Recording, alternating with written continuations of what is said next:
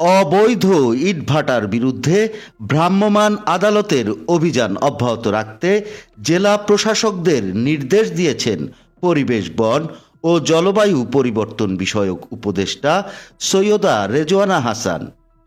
জেলা প্রশাসকদের উদ্দেশ্যে তিনি বলেন, আপনাকে আদালত যা বলেছেন, দেশের আইন যেভাবে বলেছে সেভাবেই কাজটা করতে হবে।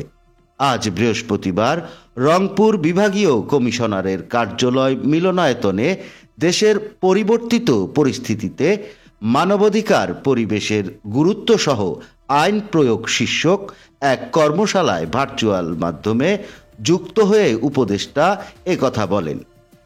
স্বরাষ্ট্র মন্ত্রণালয়ের জ্যেষ্ঠ সচিব নাসিমুল গনির সভাপতিত্বে কর্মশালায় অ্যাটর্নি জেনারেল মোহাম্মদ আসাদুজ্জামান, আন্তর্জাতিক অপরাধ ট্রাইব্যুনালের চিফ প্রসিকিউটর মোহাম্মদ তাজুল ইসলাম, পুলিশের মহাপরিদর্শক বাহারুল ইসলাম উপস্থিত ছিলেন।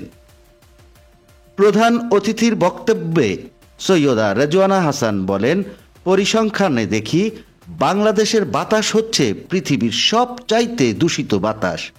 10 বছর ধরে এই ট্রেন্ড চলছে। আমি যখন অনুরোধ করছি ইটভাটাগুলো ভেঙে দেন, তখন অনেকের সহায়তা পাই না।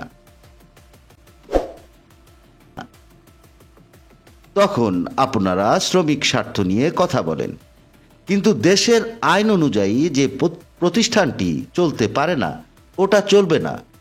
ওই দায়িত্বের মধ্যে আপনার ঢোকার দরকার নেই। আপনাকে আদালত যা বলেছেন, দেশের আইন যেভাবে বলেছে সেভাবেই কাজটা করতে হবে। ইটভাটার মালিকেরা জমি থেকে মাটি তুলে নিয়ে যাচ্ছেন উল্লেখ করে পরিবেশ উপদেষ্টা বলেন, মানুষের জমি থেকে 40 ফুট মাটি তুলে নিয়ে যাচ্ছে। এক লোক ফোন করেছেন, তার সবজি বাগান থেকে গাছ সহ মাটি তুলে নিয়ে যাচ্ছেন ইটভাটার মালিকেরা। বান্দরবনের লামাতে পাহাড় কাটছে ইটভাটার জন্য। ইটভাটাকে থামাতে হবে। আমি শিওর, নিশ্চিত রংপুরেও এই সমস্যা হচ্ছে। রাতারাতি সব ইটভাটা বন্ধ করে দেওয়ার সুযোগ আমাদের কম, কিন্তু আমরা যতক্ষণ পর্যন্ত ইটভাটার বিরুদ্ধে অভিযানে না যাব, আমি আপনার বাচ্চার জন্য বাতাস নিরাপদ করতে পারবো না। একটি বাসযোগ্য দেশ গড়তে নিরাপদ খাদ্য, পানি ও বাতাসের উপর গুরুত্ব দেন পরিবেশ উপদেষ্টা। তিনি বলেন, পরিবেশ মানে প্রাকৃতিক সম্পদ ব্যবস্থাপনা। ভূমিদস্যু, বালুখেকো, পাথর উত্তোলনের বিরুদ্ধে লড়াই করতে হবে। এটা আমাদের বেঁচে থাকার জন্য গুরুত্বপূর্ণ। পরিবেশগত অপরাধকে দুর্বল না ভাবতে পুলিশ সদস্যদের নির্দেশ দিয়ে তিনি বলেন, এটা আসলে বড় অপরাধ। এটা আমাদের ভবিষ্যৎ প্রজন্মের জন্য বড় অপরাধ। ভারতের আদালতে এক রায়ে বলেছিলেন, খুন করে একটা মানুষ একজনকে মেরে ফেলে, কিন্তু বায়ু দূষণ দিয়ে প্রতি বছর 2 লাখ মানুষ মারা যাচ্ছে।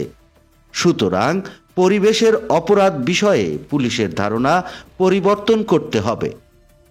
কর্মশালায় সৈয়দা রেজওয়ানা হাসান জানান, তিস্তা নদী ব্যবস্থাপনায় চীন একটি মহাপরিকল্পনা করে দেবে।